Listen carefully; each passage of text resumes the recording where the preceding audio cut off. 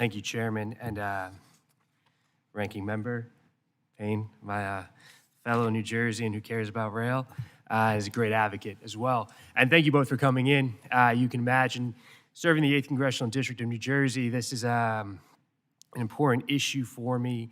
I appreciate what you're doing to bring Amtrak, Northeast Corridor, into the 21st century, continuing to find ways to bring Amtrak to new riders, to create greater capacity, ridership, and do things that continue to grow Amtrak. I mean, we've talked about how there's a increased demand for funding, demand outpacing supply.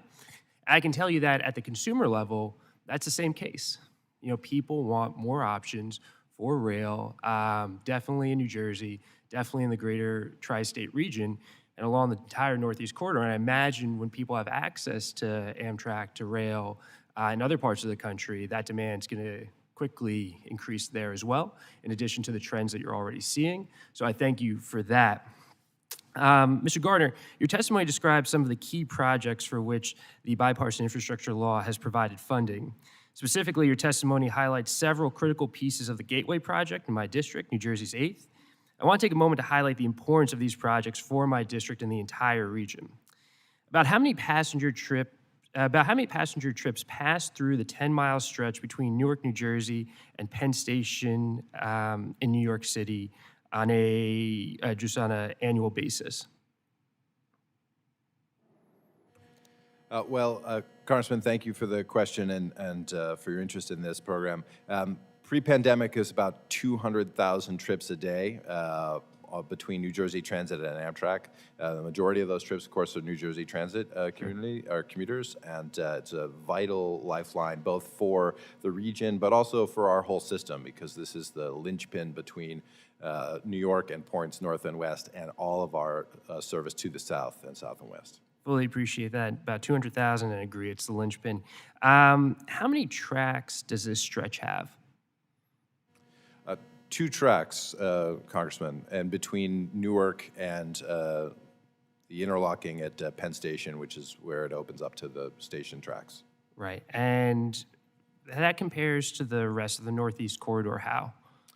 Most of the Northeast Corridor is 3 tracks, 4 tracks. Sure. So it's somewhat of a contradiction. It's the place where we have our most number of trains coming together, and in fact, from Newark, proceed from 5 tracks down to 3 and then 2. So we have to funnel 24 trains an hour in each direction across this segment of railroad, and I believe it's the busiest main line in North America by far. Absolutely, extremely complicated.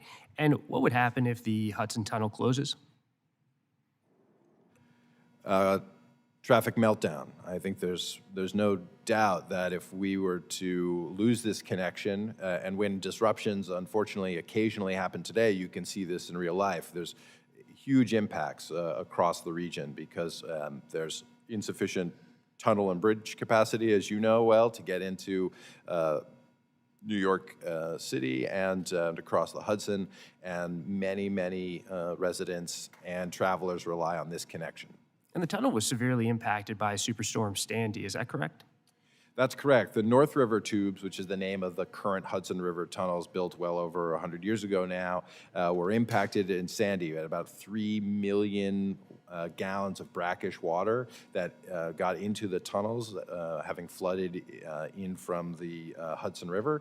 And they have, while we're able to obviously remove all of the water, they have left a collection of chlorides and salts that are degrading both the concrete and metal elements of the interior of the tunnel. So the integrity of an old asset was further diminished because of Superstorm Sandy, which gets to my next question: how important is the Gateway Project to ensure future viability of the Northeast Corridor?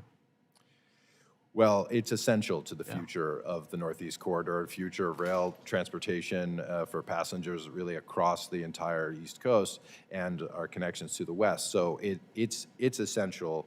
And as you said, the core element here is to build a new tunnel which allows us to repair and rehabilitate the existing tunnel and gives us redundancy and resiliency into this vital connection. That's exactly right. So we would be strengthening, expanding the linchpin to the entire Northeast Corridor, and that's why this project is so important. I appreciate Amtrak's leadership in making sure that we continue to make progress on this vitally important project. That's one of the most important, if not the most important, infrastructure project in the country. I assure you, you have my support, Chairman, Ranking Member Payne's support, the entire delegation support. We want to get this done and look forward to working with you a long time to support Amtrak. Thank you so much for coming here today.